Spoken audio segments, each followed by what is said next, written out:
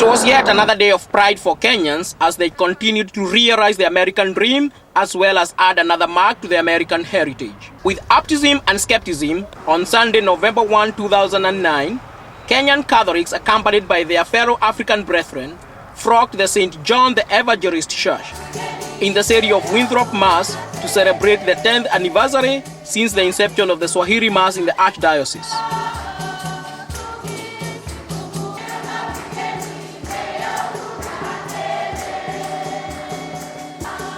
The Mass that was hosted by Father Bach or presided over by Father Maroba was diverse in every aspect. From the metaphors prayed for, such as table salt and water, to the spoken languages.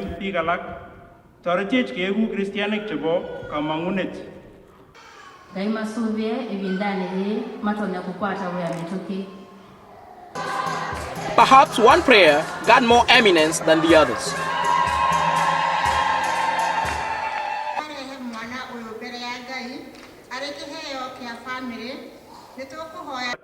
The clergy was an amalgamation of African countries all under one faith for a common goal: peace in the world. During the sermon, Father Bach narrated his Kenyan experience. Jambo. Unfortunately, after 10 years, that's the extent of my Swahili. However, I am pleased to celebrate with you this afternoon the 10th anniversary of the Catholic Kenyan community here in the Archdiocese of Boston. And I must tell you that I have been very impressed with the commitment and dedication of so many of you towards your Catholic faith. I am also pleased that here in Boston, far from your families and your friends, you have been able to maintain your rich religious and cultural heritage.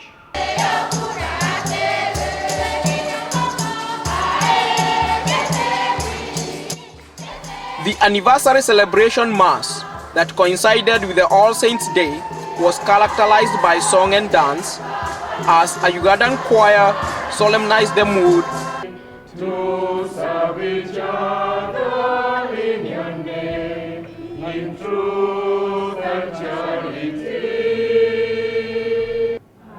Baada yetu ya misa imekwisha, tuenende na amani kuwapenda na kuwatumikia wenzetu. When asked to compare the Catholics in America and the ones in Africa, particularly Kenya, Father Maloba, who is on a visit to the US, contrasted the two instead.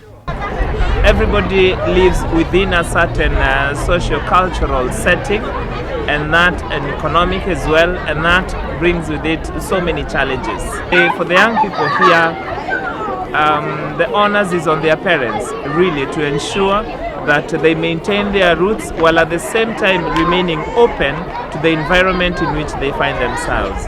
So it's not really a question of saying this group is better than the other group, but it's a question of saying everybody has a challenge in their hands.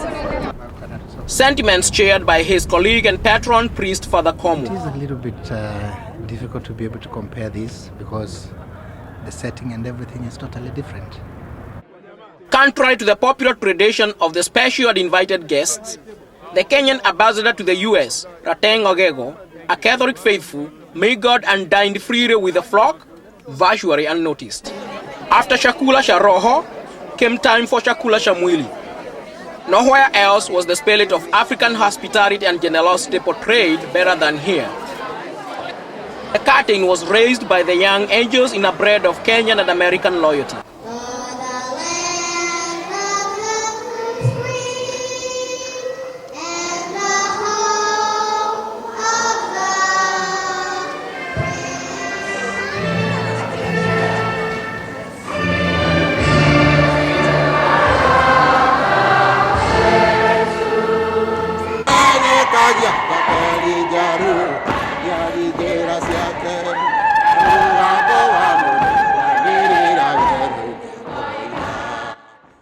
As the call for all to join the church rent the air, the ecstasy of the gospel music in an Africanized version electrified the entire hall.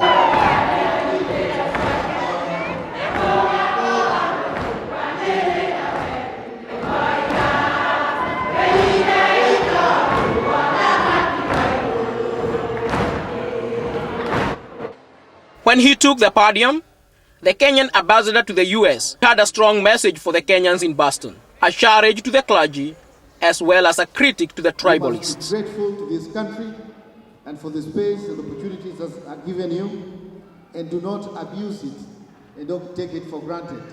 The church let us down in the hour of need during our last election. That there is no mother tongue that is better than the other. Why do you think your mother tongue is better than mine? The Swahili Mass in Winthrop, Boston, was born when a new parish priest, Father Charles Bach, mingled with Kenyans at a birthday party of a young Kenyan who had suffered in a road accident.